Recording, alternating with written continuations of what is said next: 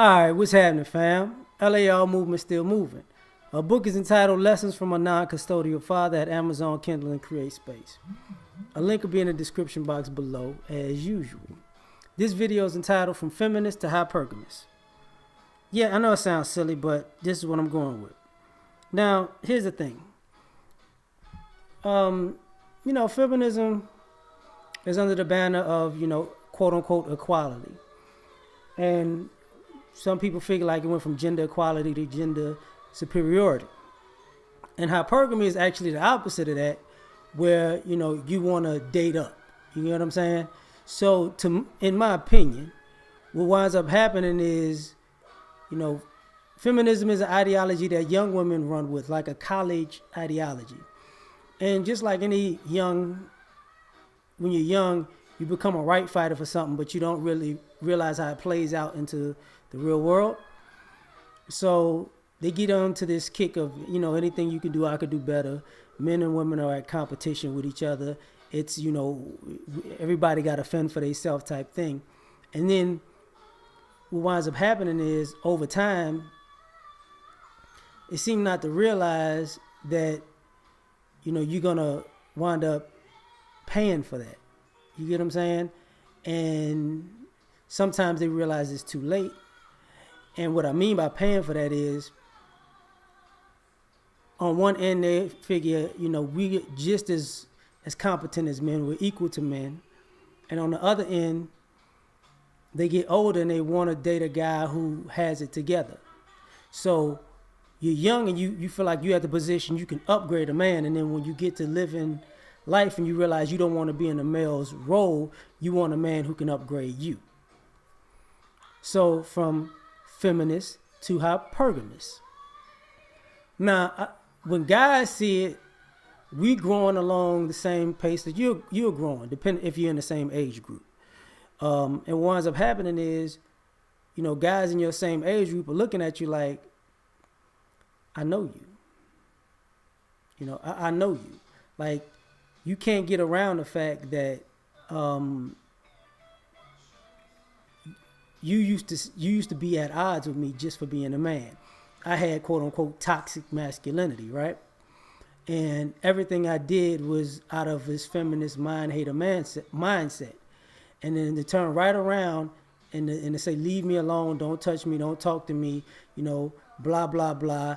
I'm uncomfortable with your presence. And in turn, some years go by and they say, man, I really miss you. I need you. I want you in my life.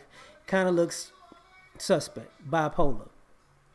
And even when women grow, it's not necessarily the growth that gets them, it's the transformation that gets them. Because you can say you changed an ideology, but kept the same pattern of operating. So you still operating the same way you did when you were under this one mindset. You just tried to dress it up and say it's something else. So that becomes another problem, because you got women who adopted the feminist ideology to the point where, even though they want a man who's in a higher position than them or above them or to date up socially, she still wants to undercut that guy because he's a man. And these women are figuring, why are these guys not talking to me? Well, it's basically because of that. It's really basically because of that ideology that, you really you tried to be a leopard that changed their spots, and you can't pull that one off. So that's a problem. Now, when you go a little bit further, you have another issue. Financial, for the most part. Because you see this with women who wanted to flash their cash in front of men, like, I got this, I don't need no man, I don't, I can have my own, I got my own house, drive my own car, blah, blah, blah. And then the years go by, and they're like, how come these guys, why are we going Dutch? How come, where the gentleman at that would take me out and pay for dinner? Well, you act like people don't know you, or don't know your type, or haven't been around you, or seen you at a previous setting. And they put two and two together. Oh, you're feminist when you're throwing your wallet out to say you don't need somebody, but now you're hypergamist when the bill comes. You know what I'm saying? So like I said, it becomes a problem because it's this. I tell my son this all the time. You can't be a kid one moment and then a grown man the next. And it's not about how that you won't pick a side. It's the fact that I'm not going to let you at that particular point. Either I'm going to treat you like a child or I'm going to treat you like a grown man. And the same thing goes for either I'm going to treat you like a feminist or I'm going to treat you like somebody who practices a hypergamy. You're not going to get both. You're not going to get somebody to cut it on and off at your convenience. It's just not going to happen. Now, taking it a little further. When it comes to the competitive nature in particular, see, once you get into capitalism and the marketplace and the economy and jobs, that's where chivalry start to go out the door, because you got women who felt like, look, I can do just as good of a job as him. And then they got on the job and they asked for help from these same men that they felt like they were equal to. And, the men were like, no, I don't get help when I do this job. So you don't get help from me. And then you're like, where are the gentlemen at? And then the guys could turn right around and tell you, okay, well, if you need my help to do this job that you said you were equal to me doing, then I need some of your check. Now, this should be able to work both ways, right? Now, the equality of feminism is also into relationships, divorce, family court, all that other stuff, because, the hypergamous part is with the women she gets half. She gets the half of the retirement. She gets the house. She gets the car. She gets the kids. She gets the alimony. She gets the child support. And because of hypergamy. And then on the flip side of it, feminism trying to make you equal, when women get done, like, I think the newest person is Mary J. Blige. And it's like, but he's a man. No. See, this is what happens. See, the court had you practicing hypergamy, but you push politically for feminism, and now you got it. And in these certain cases where you're the breadwinner, you're going to pay out.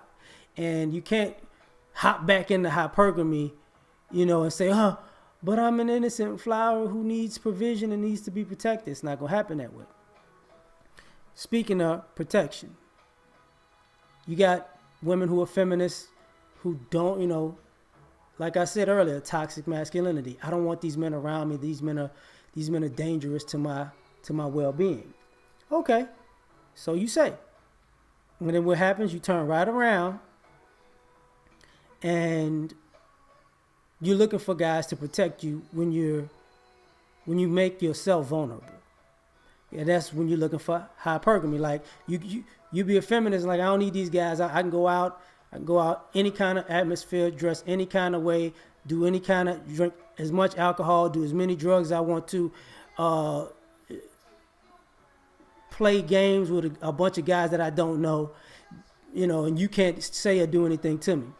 And then guys said, okay, fine. You want to be free to come and go as you please and do whatever you want.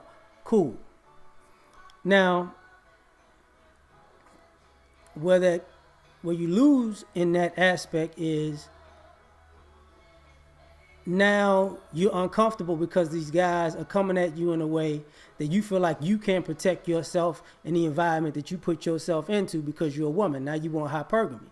Now now you want to be now you want the guy who's in a higher physical social class to come along and protect you. And you're not getting protected because guys are like, hey man, we gave you some mace, here's a knife, learn how to shoot. You don't get to cut us on and off when you feel like it. So these ladies wind up going from feminists to hypergamists because you can't reap the benefits of both at the same exact time. And you realize, especially when you're talking about growing into companionship and relationships, you know, all of the